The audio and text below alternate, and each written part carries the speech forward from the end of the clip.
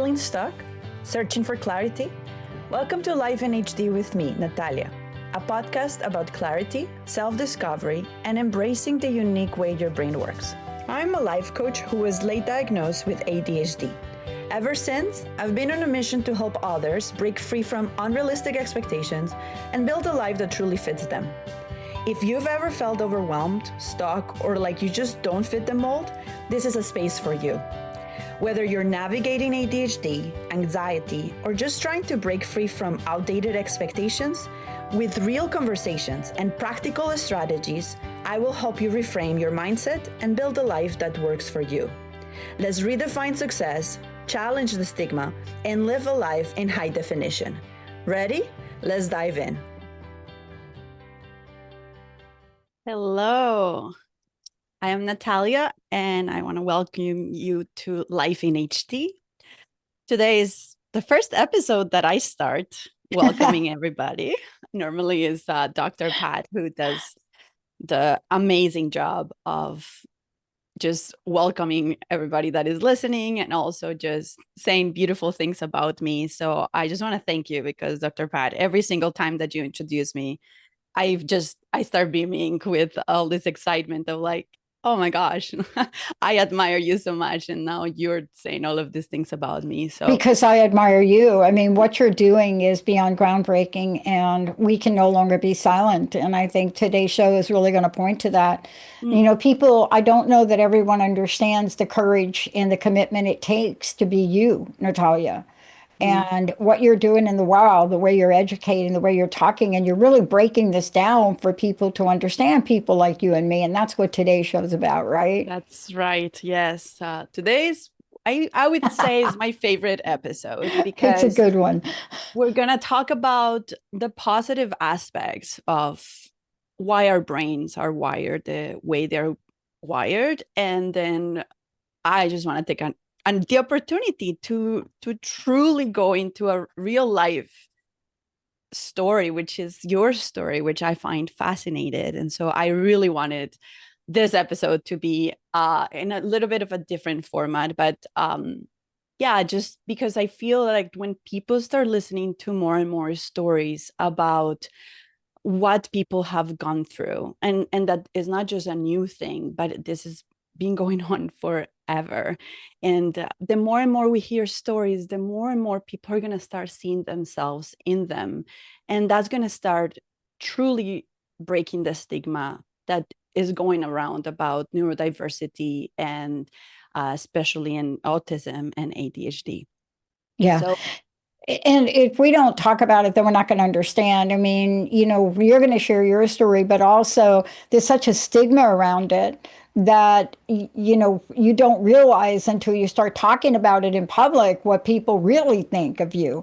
And that's what we got to stop. Exactly. And so I would like to start with a little bit of the you and I are a bit of nerds, so let's start with numbers. We really are. We like numbers. We do. We don't like to come up with the numbers, but we like when someone else did, and we can talk about them. Totally. So over the last 2 decades, we've actually seen a steady increase of people identifying as someone with autism or ADHD, and there are people that say maybe is because it's trendy, or maybe there's something in the water, or there is many other things that I think everybody is aware of what is said of like, maybe this is the reason why there's an increase in people self-identifying as autistic or having ADHD. And although it looks scary to see that more and more people are finding themselves that they are into this category, we are actually starting to recognize that it is less about something happening that is triggering people to become ADHD, and is more about better studies and better understanding and way more talking about it, that is allowing other people to be like, hey, yes, that is who I am. And so some of the numbers that we have, some of the data that I figured out, I have it here. So the CDC's tracking shows that autism identification among children has increased, and The ADDM network estimates a report of roughly 1 in 31 children identifies as autistic in like the normal periods now.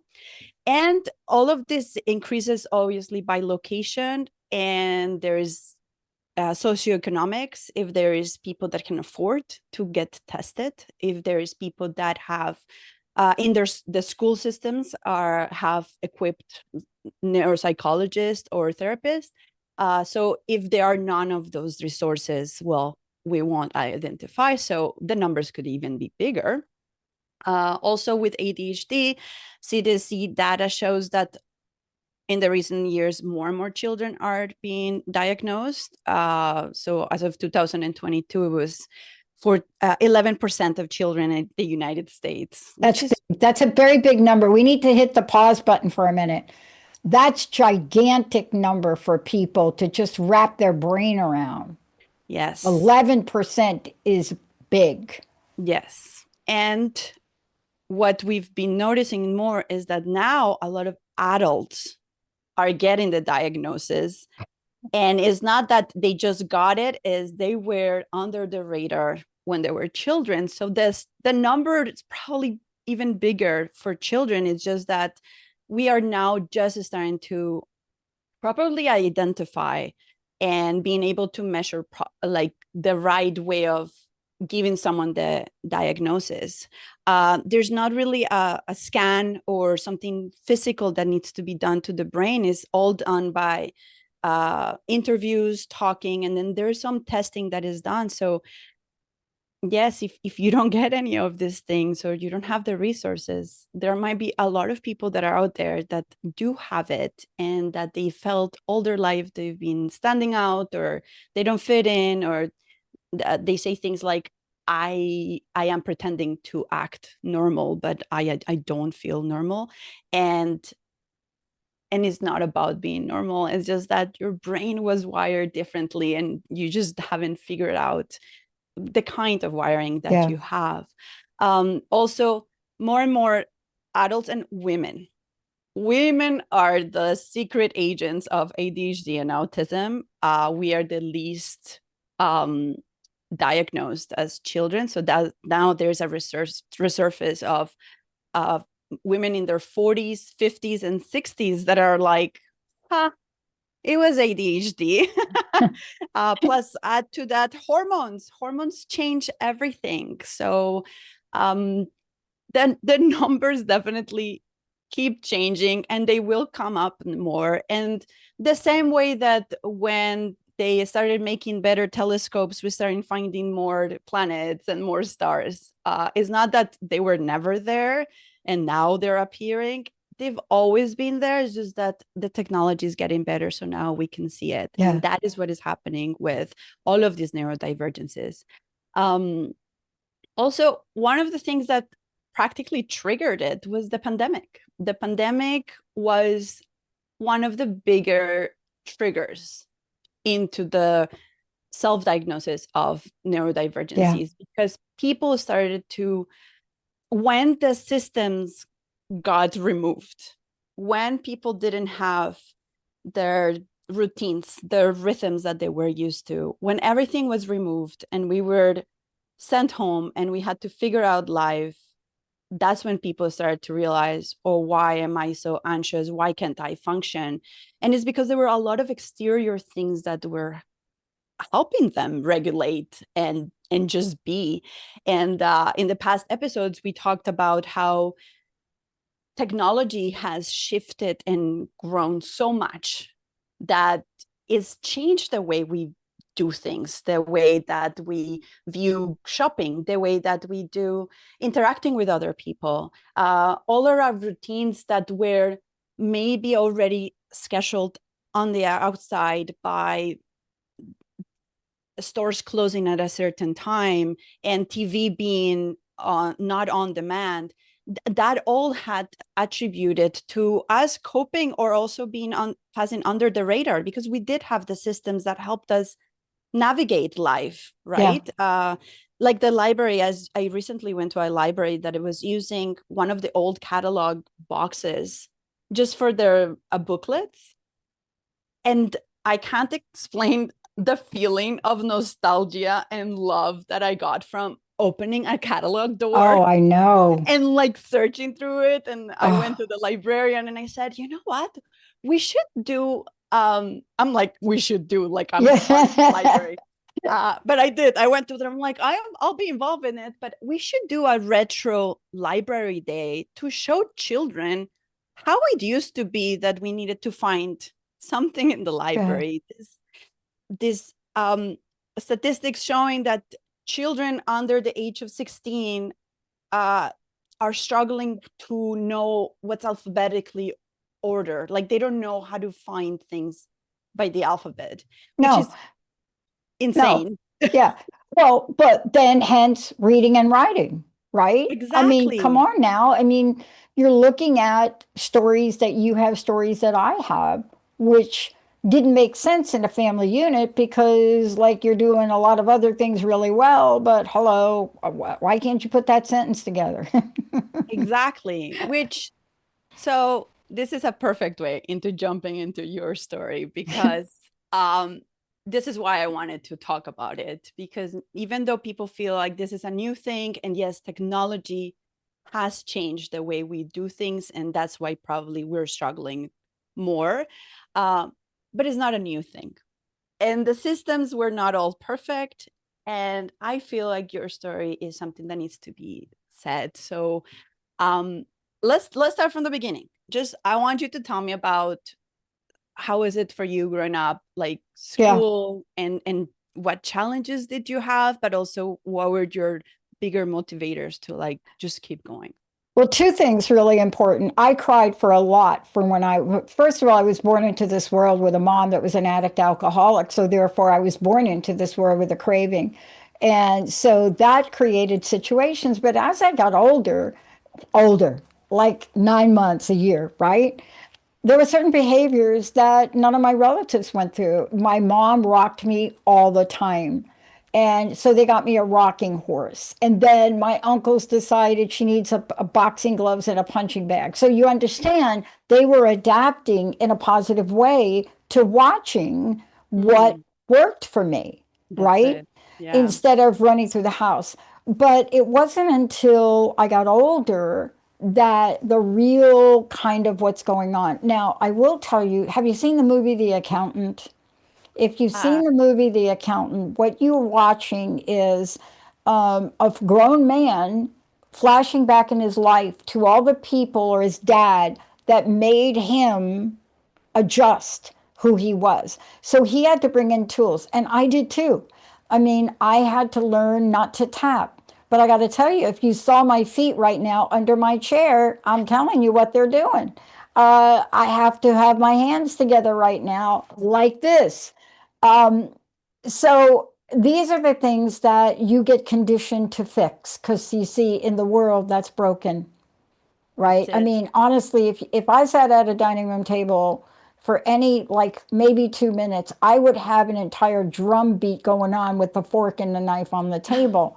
But there were other parts of this. And what happened is you get older. I had a blackout, but I was always highly imaginative. Mm. So let's go with that. Yeah, that was my next Extremely thing. imaginative. So I I love that you talk about your family adapting and adjusting, because that was my experience as well. Was I Yes, never too. felt like I stood out inside my household because my parents did adapt to us, and more we're realizing, wait a second, my parents are also neurodivergent.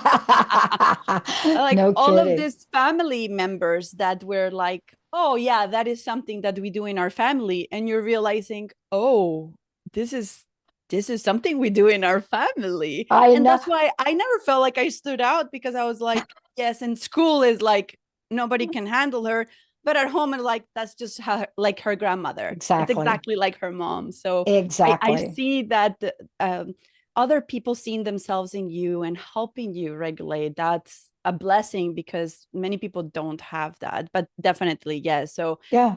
what were some of the I would say giftedness, because Oh, okay. Yeah. Oh, so that's it. very fortunate. My grandpa, who actually was born in Brazil, was also an artist. And as a young child, I mean like five-ish, I would go to his shack and I would learn how to paint. So I have a condition which I found out much later. It's called for those of you out there that want a scientific name, it's called hyperphantasia.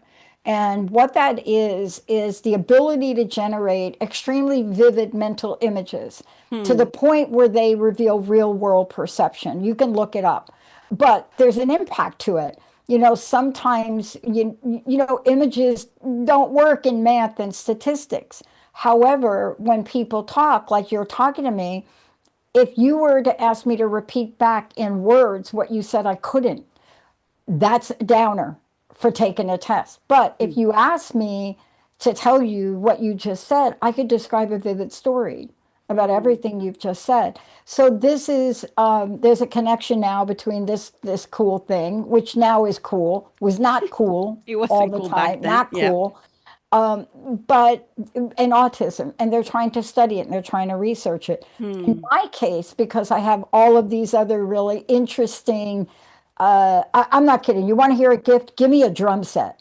I can play the drums like nobody's business. Okay, one other note, table tennis.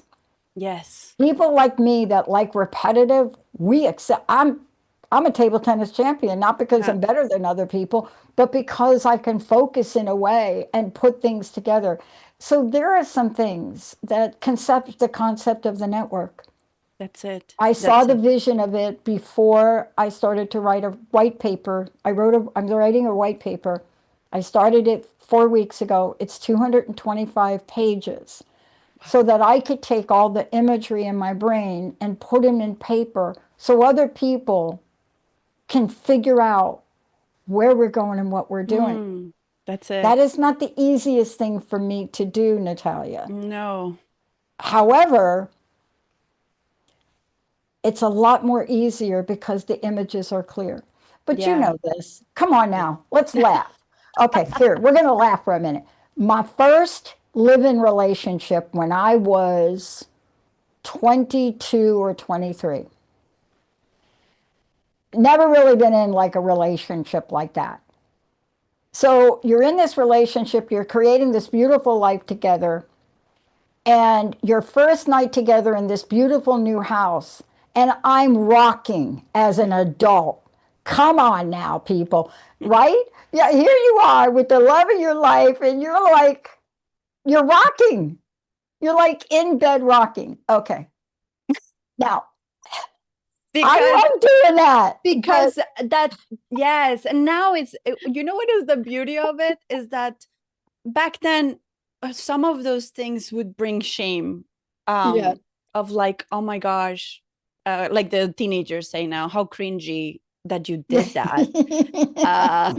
Just the word cringe makes me cringe. But it's just to say that when I look back and I do have that visceral reaction to instances in my life where I did things that were clearly me stimming, like having a stimulation movement on my body to release excitement or whatever I'm feeling, or things that I said without thinking. When I look back, and I don't look anymore with shame. I look at it with okay, what did I learn from that? And what I learned is that there are some people that accepted me the way I was, and those are my closest friends still. Exactly. Now, and that there are people in the world that won't understand me, and I won't be their cup of tea, and that's okay. I don't need to be. Like someone told me, you don't need to be Nutella, Natalia. You don't have to, not everybody has to love you. And then right after he said that, another person said, I don't like Nutella, and we all judged him really harsh. But you understand, though, this is the coolest thing we're talking about today. Now, it took me a long time because when you have this gift, you can't pass GREs. You can't, it's very difficult for me to sit through a 9-hour exam, to really read something, and then they want you to describe what you read. So what's another sign? I grew up as a doodler. Oh my God, to this day, Yes. I'm a great doodler. I have a piece of art on the wall that I doodle. But you see, these were all images that helped me. And, part of this, once I got into a doctoral program and went through that program, because of this ability to put concepts together, because that's the other gift that comes from this. That's It's it. not just about seeing images, it's seeing how they all come together. Yes. You see a story. You see a story. And if you're in a graduate program, you have to see the story, then you have to research the story, then you have to prove the story, then you write the story. Hmm. And because of that relationship, my dissertation and research won awards. And Wow. thanks to Dr. Carolyn Grandrose, who helped me Hmm. enormously put the Yes. writing together. But you see, we have to really take a moment. Now, I want to go back to that rocking situation. Okay. Had I been in a relationship with a different person, I'd have probably felt shame to life. But I didn't know. Rocking Hmm. was the way I went to sleep. I don't care if I'm sleeping by myself or you go into camping in a tent. I was rocking to go to sleep. But I discovered that that's the way I grew up. Mm-hmm. Yes. And thank God this was a person that simply just hugged me. No. Can you imagine? Oh, those are the moments where when you find the right people, it just it's like this hug to your brain, right? There's this thing I do that makes me feel odd or different because I don't see other people, which we just don't see them because they're probably hiding it. But there is many people that do this, right? There's uh, many people that have plenty of stims and they learn really hard how to mask them. And masking is something we talked in the other episode.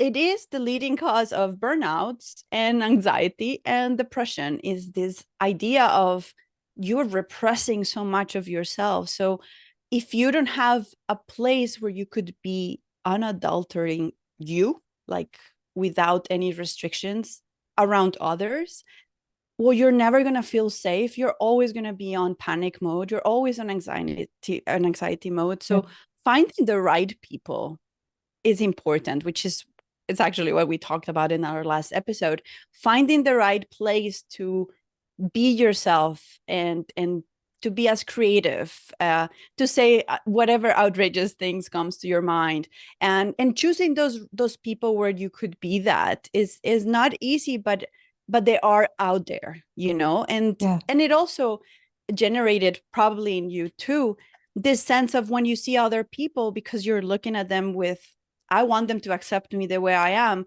Well, it makes you way more accepting of who other people are, and that makes us more compassionate and Yeah. more towards towards others, and easy to apologize when we Yeah. messed up. Well, it is. And as I'm writing this white paper, which is now up to 225 pages, it's really organized in the way that my brain works, right? But one of the things I love in including it in the paper is I get to really own it, but it's part of this something which you'll be able to read. I will share this paper with our hosts. But part of this too is what you just said. See, you know how many people listening, Natalia, now to this show, because of what you're doing, are going to feel less shame, are Hmm. going to feel less criticized, are going to say, you want me not to tap, get me a drum set. Hello, right? Or yes, I rock. Therefore, I've got to. I mean, at one point, do you know how many rockers I had in my house? Hello. Okay, great. Linda's my best friend. She knows I love the rocker. I got a rocking chair. I got a rock. I got it. I don't know what it is. It doesn't matter. But I want to thank you. I can't say enough about it. And let's remind people how they can work with you because we have to help each other. Mm-hmm. Yes. Yes, I think finding people that can understand you. And as a coach, what I do the most is walk alongside someone that feels stuck or feels like they don't fit in, or that they're just struggling to just be. And the first thing we do is we figure out what makes them amazing and what makes them unique. So if you are a person that feels like you've been pretending to be a person your whole life, reaching out to a coach, and obviously it doesn't have to be just me. I think just reach out to, there's many coaches.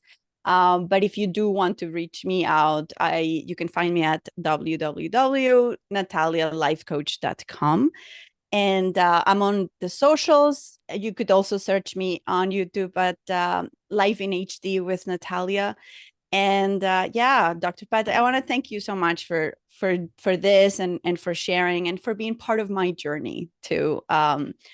Jumping into doing a podcast was difficult, and you just presented it in a way that made so much sense to my brain. And that's why I've become so proficient at it, that people are like, you're so good at it. I'm like, you don't understand the amount of work I'm going through and the support I have, the people behind the scenes. And so I want to thank you for that. And then for any listeners, if there's anything that you would like to share, or just you could tag me in a post or make a comment, or just reach me on my website. And for those of you out there that just texted me, I will shoot a video of me hitting a forehand table tennis ball at we need to make that viral. I'm gonna do this, but what I want to say to you is the speed by which the balls are coming at me and that I'm hitting them. That's what we're talking about today. Thank you, Natalia, for everything. No, thank you, Dr. Pat. Oh gosh, we'll see y'all next time. Thanks for spending time with me on Life in HD. I'm Natalia. Tune in every third Monday at 11:30 a.m. Pacific, 2:30 p.m. Eastern on Transformation Talk Radio. If today's episode resonated with you, I would love for you to subscribe, leave a review, or share it with someone who needs to hear this at natalialifecoach.com. Remember, clarity, growth, and success look different for everyone. Keep embracing who you are, and I'll see you next time.